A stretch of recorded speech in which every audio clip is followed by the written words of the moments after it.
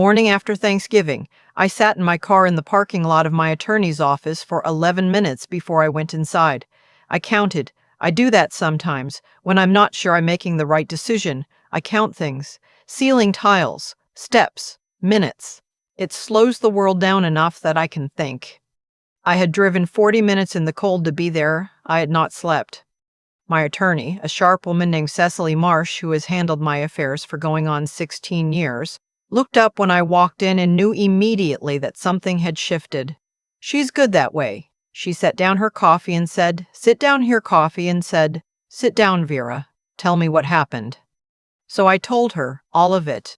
And when I finished, she was quiet for a moment and then she said, "Are you sure you want to do this? Once we start, there's no walking it back." I looked at her. I said, "I have never been more sure of anything in my life. But I'm getting ahead of myself. Let me go back to Thursday. I am 63 years old. I was born in Akron, Ohio, the second of 4 children. My father worked at the tire plant for 31 years. My mother cleaned houses 3 days a week and spent the other days cleaning our own. We were not poor, exactly, but we were careful. Every dollar had a destination before it arrived. I've lived inside that ethic my whole life. I have one son. His name is Donovan, and I raised him alone from the time he was 7 years old, after his father left for reasons I've long since stopped trying to make sense of.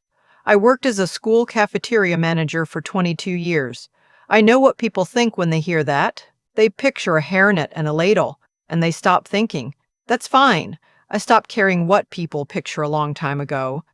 What I did with those 22 years is this: I showed up. Every day, without exception. I fed 600 children a day in a building that smelled like floor wax and industrial cleaner, and I managed a staff of 9, and I kept the books, and I negotiated with vendors, and I learned, slowly and deliberately, everything I could about money. On the side, starting when Donovan was in middle school, I began buying property. The first was a duplex 2 streets over from where we lived, a sad little building with a cracked front walk and windows that let in cold air. Everyone said I was foolish. My own mother said, "Vera, you don't know anything about real estate." She wasn't wrong. But I learned. I read. I asked questions of people who knew more than I did, and I was not too proud to look ignorant while doing it. That duplex paid off its mortgage in 9 years. By then, I had bought 2 more. I never talked about any of this at work. I never talked about it with friends. My son knew we were comfortable, more comfortable than when he was small. But I kept the full picture to myself, partly out of habit, and partly because I'd learned early that money changes how people see you, and I wanted to be seen clearly. Donovan is 34 now. He's a structural engineer. He's smart, and I'm proud of him, and I love him in that particular way mothers love their children, the way that never stops being slightly desperate, slightly afraid, even when there's no good reason for it anymore. He met his fiancée, a woman named Petra, about 2 years ago. She grew up in a wealthy suburb of Charlotte. Her family has money in the way that old Southern families sometimes do. Not the kind that announces itself, but the kind that simply expects deference as a matter of course. Her father is a retired federal judge. Her mother, whose name is Vivienne, and I want to be careful here because I intend to be accurate, not cruel. Her mother is the kind of woman who mistakes cruelty for candor. I noticed it in small ways at first. The way she would ask questions that weren't really questions. "Oh, you managed a school cafeteria, how? Cozy." The slight pause before cozy. The smile that didn't reach her eyes. I told myself I was being sensitive. I told myself that Petra seemed kind enough, that Donovan was happy, and that I was not the one marrying into that family. I made myself be gracious. I am good at gracious. 22 years in a school cafeteria will do that. You learn to smile at people who treat you like furniture. The Thanksgiving engagement dinner was Vivienne's idea. She wanted to announce the engagement formally, she said, in a proper setting. She offered her home in Charlotte. A big house, the kind with a circular driveway and a foyer that echoes. I drove down the night before and stayed at a Holiday Inn because Vivienne had not offered a guest room, and I had not asked for one. I brought a gift. I want to tell you about this gift because it matters.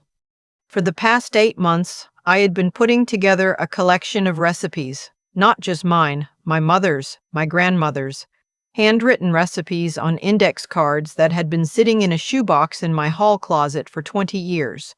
Pot roast with pearl onions, applesauce cake with brown sugar frosting, creamed corn the way my grandmother made it at Christmas. I typed them all up, corrected the measurements my grandmother had written in the shorthand of a woman who cooked by feel, added notes where I could remember them. This is better the second day. Use real butter, not margarine. She would know the difference. I printed them on cream color paper. I had them spiral bound at a print shop with a forest green cover. On the inside front page, I wrote in my own handwriting for Donovan and Petra, "Every family begins somewhere. This is where ours began. With love, Mom." I wrapped it in tissue paper and put it in a gift bag with a sprig of dried rosemary tucked inside, because my grandmother always kept rosemary on her windowsill and said it was for remembrance. I was proud of it. I want to say that plainly. I was genuinely, quietly proud of that gift. The dinner was set for 6 o'clock. I arrived at 5:50. There were 12 people around the table. Petra's parents, her 2 brothers and their wives, a couple I didn't know who turned out to be family friends, and Donovan and Petra and me. I was the only person at that table who had not known anyone else in that room for at least 15 years. I was also, I realized as I looked around, the only person there who had arrived without a spouse. I'd been placed at the far end of the table, near the kitchen.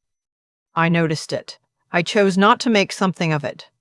Dinner was catered. A catering company had set up in the kitchen and served the meal. The food was elegant and largely flavorless.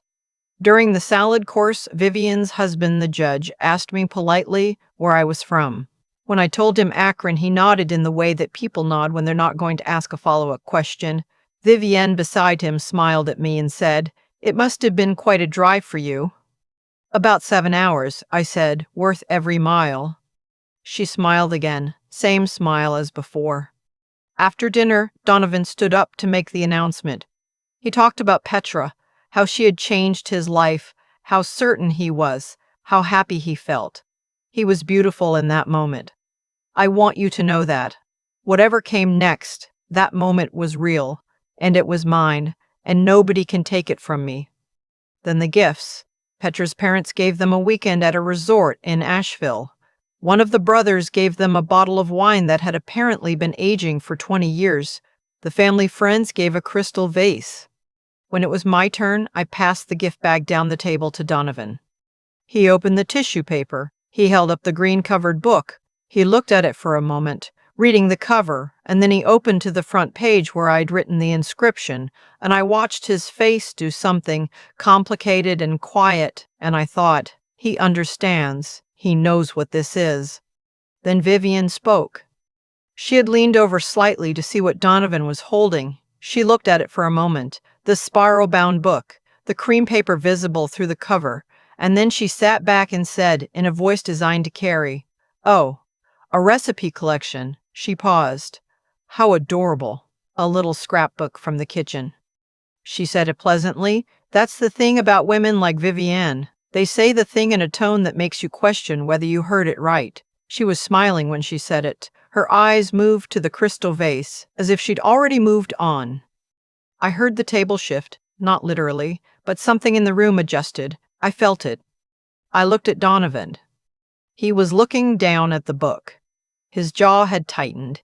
He knew what had happened. I could see that he knew. I sat there, quietly, and I waited for my son to say something. He didn't. He sat the book on the table beside the gift bag and cleared his throat and said, "Thanks, Mom," in a voice that was careful and flat, and then he reached for his wine glass, and the moment passed, and Petra's mother said something to the family friends, and the table moved on. I sat with my hands in my lap. I think about that moment more than any other part of that evening, not what Vivian said, what my son didn't say. I excused myself to use the restroom 20 minutes later. I went into the bathroom, cream tile, a small arrangement of dried hydrangeas on the back of the toilet, the kind of bathroom where everything matches, and I ran cold water over my wrist for a moment, which is something my mother used to tell me to do when I was upset. And I looked at myself in the mirror, and I thought about who I was, and where I had come from, and what I had built. And I thought about the book sitting on that table, next to a 20-year-old bottle of wine and a crystal vase. Then I dried my hands on one of the cloth guest towels, the kind you're not supposed to actually use, and I went back to the table. I said my goodbyes at 8:30. Petra hugged me, and I think she meant it. The judge shook my hand. Vivian air-kissed my cheek and said, "Such a pleasure, Vera. You'll have to come back and see the garden in spring." As though I had simply dropped in. Donovan walked me to my car. The night was cold and clear. He said, "Mom, I hope you had a good time." I looked at him for a moment. I said, "Drive safe when you head back." I hugged him. I got in my car and I drove back to the Holiday Inn, and I sat on the edge of the bed in my coat for probably 45 minutes, not doing anything in particular. "I want to be honest," I cried. Not for long, but I cried.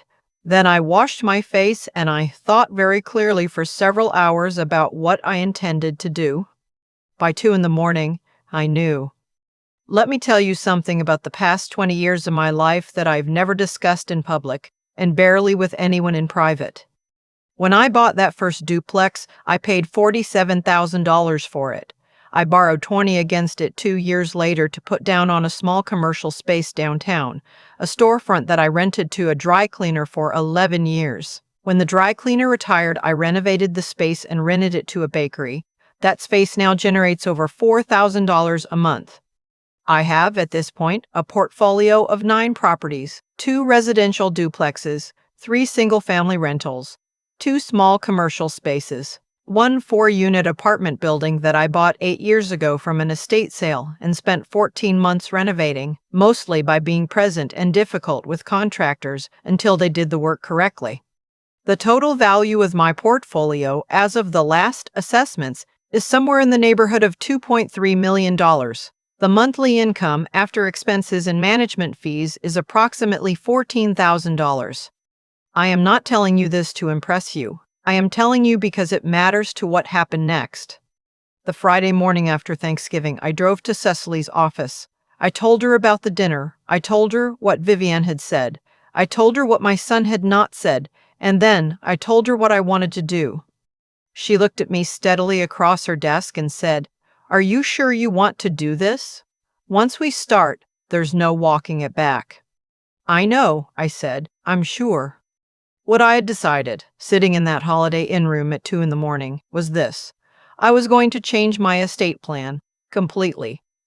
My original will had left everything to Donovan, the properties, the accounts, everything. Straightforward. He was my only child. It had never occurred to me to do it any other way. But sitting in that room, I thought about Vivian. I thought about the way she had looked at that book, my mother's handwriting on index cards, my grandmother's creamed corn, 30 years of family in a green spiral-bound cover, and dismissed it with the word adorable in the same tone someone might use for a child's crayon drawing. I thought about what it meant to bring something like that into a family that spoke that language. And I thought about my son's silence. Here is what I know about silence. It is never neutral. Silence is a choice. You make it because you've decided that something else, comfort, peace, belonging, not making a scene, matters more than the thing being left unsaid. I understood his silence. I did not accept it.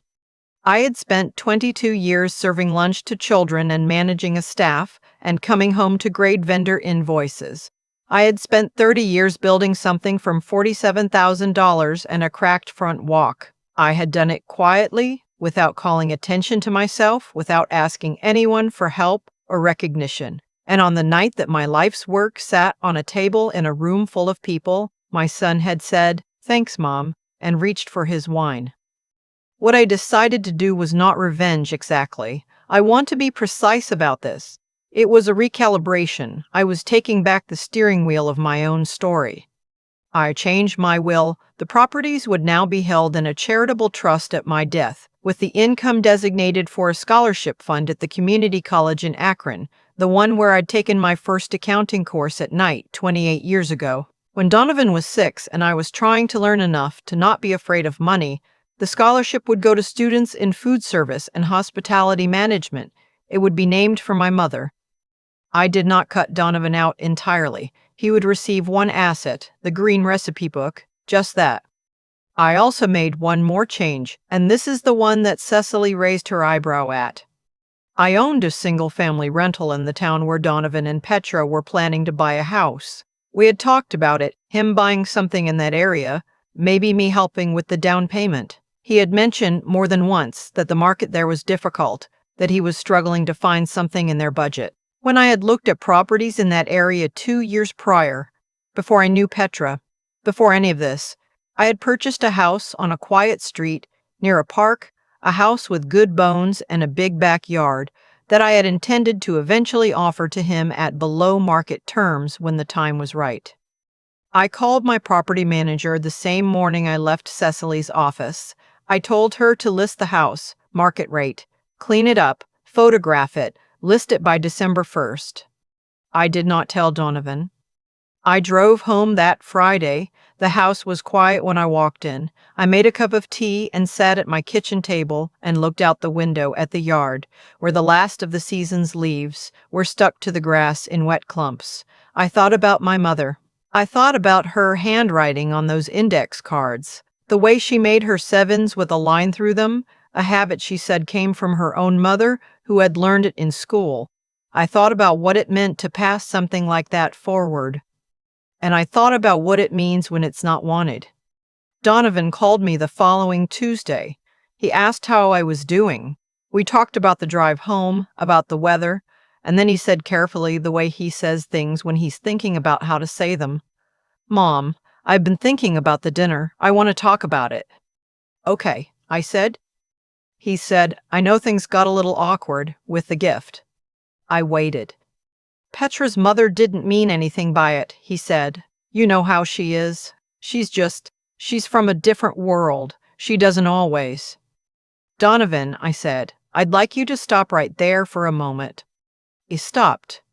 I said, "What your future mother-in-law said is one thing. I can make my peace with that. What I cannot make my peace with is you sitting at that table and saying nothing, not a word. Not even a look, Donovan." She called it a scrapbook from the kitchen. "That book has your grandmother's handwriting in it. Do you understand what I'm saying?" There was a long pause. Then, "Mom, I didn't want to make a scene." "I know you didn't," I said. "I know that, and I love you. But I want you to think about what it cost you not to." He didn't have a good answer for that. We talked for a few more minutes and hung up, and I sat with the quiet of my house for a while. He called again 2 weeks later. His tone was different. He had been doing some thinking, he said. He wanted to apologize. A real one, not the kind that begins with, "I'm sorry you felt." He said, "I should have said something. I know what that book was. I know what it meant. And I let it go because I didn't want to deal with the fallout, and that was wrong, and I'm sorry." I told him I accepted that. I meant it.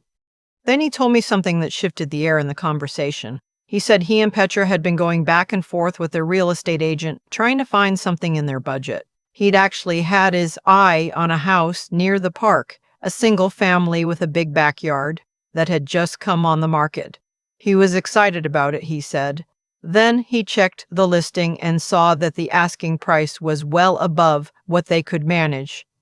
He said, "It's funny. It's listed by a property management company, and the owner is out of state. I wonder if it's an investment property someone finally decided to unload." I was quiet for a moment. He said, "Mom, you still there?" I said, "Yes, I'm here." I did not tell him that day. I sat with it for another 3 weeks, through Christmas cards and a phone call from Petra, who was warm and seemed to be trying, and a conversation with Cecily about the timeline for the trust documentation. And then, in January, I called Donovan and I told him everything: the duplexes, the commercial spaces, the apartment building, the number, all of it. The silence on the other end of the phone was the longest of my life. Then he said very quietly, "Mom, how long?" 28 years, I said. "Why didn't you tell me?" I thought about how to answer that. I thought about all the ways I could explain it. the privacy, the habit, the knowledge that money changes the story people tell about you. But in the end, I told him the simplest true thing, because it was mine, and I needed it to stay mine long enough to know what it was worth. He was quiet again. Then, "What are you going to do with it?" I told him about the trust, about the scholarship, about his grandmother's name on it. I did not try to soften any of it or frame it as something other than what it was. He said, "And the house near the park?" I said, "Still listed." Another silence. Then he said, "I deserve that." "Yes," I said, "you do, but deserving something and living with it are different things. I'm still thinking about the house." And I am. Some decisions don't need to be made in a parking lot at 2 in the morning. Some decisions get made in daylight, slowly, with room to breathe. What I know is this: I built something real. It took 30 years and a lot of early mornings and a lot of vendor calls and a lot of sitting in properties that smelled like other people's lives and imagining what they could become. I did it without a partner, without a safety net, without anyone at a dinner table saying, "She built this." I know what I built. I don't need the table to know it. The scholarship applications open in the fall. They'll be reviewed by a small committee I'm putting together: a current hospitality management student, a local restaurant owner, and one other person I haven't decided on yet. I've already talked to the dean. She cried a little when I told her about my mother. She said, "What was her name?" I said Mildred, but everyone called her Millie. She wrote it down carefully. Millie, like it mattered to get it right. It did. It does. That's the whole point. The recipe book is still on my kitchen counter. I took it back from the table that night. I slipped it into my bag when I went to say goodbye, quietly, without making a thing of it. I wasn't going to leave it there. Some things you give because you want someone to have them, and some things you take back because you understand finally that the person you meant to give them to isn't quite ready yet. Maybe they will be. Maybe that's the work they have to do now. The rosemary is still tucked inside the front cover. It's dried to almost nothing, just a small gray-green sprig, barely holding together, but it still smells like something. Faint and clean and older than any of this, like something that was put there for remembrance. I kept it for a reason. I keep thinking about that cloth guest towel, the one in Vivian's bathroom, the kind that's only there for decoration, the kind you're not supposed to actually use. I used it. I dried my hands on it and looked at myself in the mirror and decided, quietly, who I still was. That moment matters to me more than any of what came after. People ask what I wanted out of all of this. Honestly, I didn't want an apology from Vivian. I never expected one and I never needed one. What I wanted was simpler and harder than that. I wanted my son to know that silence has a cost, that when someone you love is standing in a room being reduced to a category, your stillness is not neutral. It is a vote. And he cast it, and he has to live with that, and so do I. What I understand now, looking back across 30 years of early mornings and vendor calls and properties that smelled like someone else's life, is that the choices I made were never just about money. They were about what kind of person I was going to be when no one was watching. That's the thing nobody talks about when they talk about building something, the long middle part, where it's just you and the decision you made, and there's no applause and no finish line and no one to tell you you're doing it right. You just keep going because you said you would. Because integrity isn't a feeling, it's a practice. It's what you do on a Tuesday at 6 in the morning when you could just as easily not. My mother had that. She had it without ever calling it anything.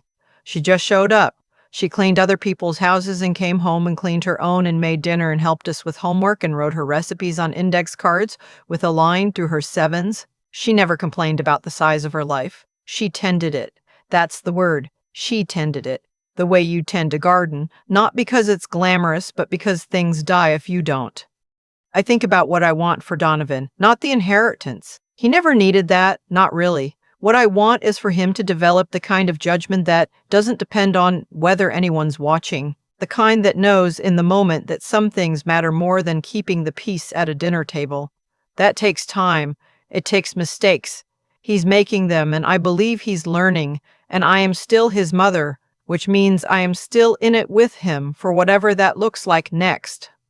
The scholarship opens in the fall. It will carry my mother's name, Millie. Students in food service and hospitality, people who feed other people for a living, which is not a small thing, whatever Vivian might think about it. I hope some of them will be like I was at 25, scared, underpaid, taking an accounting class at night because they've decided not to stay afraid of something they don't yet understand. That decision to stop being afraid and start being capable, that's the whole story. Everything else is just what happened along the way. The rosemary is still in the book, still holding together, barely, after all this time. I didn't throw it out. Some things you keep not because they're useful, but because they remind you of what it felt like to mean something. That's enough. That's always been enough.